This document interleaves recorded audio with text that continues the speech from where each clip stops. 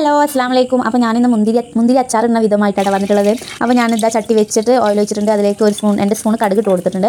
പിന്നെ കുറച്ച് ഉലുവ, ഒരു അര സ്പൂൺ ഉലുവ, കുറച്ച് ചെറിയ ജീരകം, ഒരു അര സ്പൂൺ ചെറിയ ജീരകം.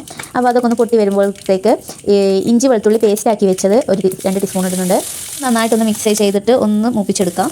അതിനുശേഷം കുറച്ച് നേരം മൂപ്പിച്ചെടുത്തതിന് ശേഷം നമ്മുടെ അച്ചാർ പൊടി ഇല്ലേ, അച്ചാർ പൊടി ഇട്ടിട്ട് അതൊന്ന് ചൂടാക്കി എടുക്കണം. ഒന്ന് വഴറ്റിയിട്ട് എടുക്കണം. നന്നായിട്ട് വഴറ്റി എടുക്കട്ടോ. നന്നായിട്ട് വഴറ്റിയെടുത്തതിന് ശേഷം ഒരു അര ഗ്ലാസ് വെള്ളം ഒഴിച്ചിട്ട് ഒന്നും കൂടി ഒന്ന് വഴറ്റിയെടുക്കുക. എന്നിട്ട് നമുക്ക് കഴുകി വൃത്തിയാക്കി അരിഞ്ഞ് വെച്ച മുന്തിരി ഉണ്ടല്ലോ, അത് അതിലേക്ക് ഇട്ട് കൊടുക്കട്ടോ.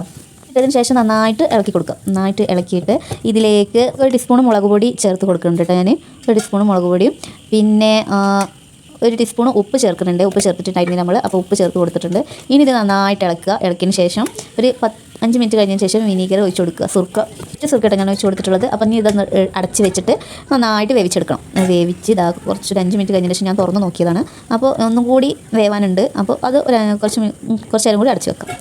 വീണ്ടും ഞാൻ നോക്കിയിട്ട് ഇതിലേക്ക് ശർക്കര പൊടിയാട്ടോ എൻ്റെ കയ്യിലുണ്ടായിരുന്നത്.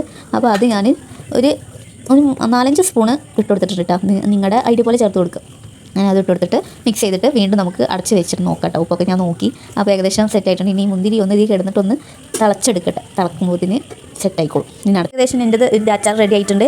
ഇനി ഇതിൽ ഉപ്പും മുളകും എരിവും മധുരമൊക്കെ ഉണ്ടാകും. നിങ്ങൾ നോക്കിയിട്ട് നിങ്ങളുടെ പാകത്തിനനുസരിച്ച് ഇല്ലാത്തത് എന്താണെന്ന് വെച്ചാൽ ഇട്ട് കൊടുക്കുക. ഇത് ഏകദേശം റെഡി ആയിട്ടുണ്ട്. ഇനി ഒന്ന് കുറുകാനുണ്ട്. എന്താ കുറുകി ഒക്കെ ഒന്നും കൂടി കുറുകട്ടെ. അപ്പോൾ ഞാൻ അച്ചാർ റെഡി ആയിട്ടുണ്ട്. നല്ല ടേസ്റ്റ് ഉണ്ട് കേട്ടോ. നിങ്ങൾ ഉണ്ടാക്കി നോക്കൂ. ഇഷ്ടപ്പെട്ടാൽ ലൈക്ക്, കമൻറ്റ്, ഷെയർ ഒക്കെ ചെയ്യാൻ മറക്കരുത്.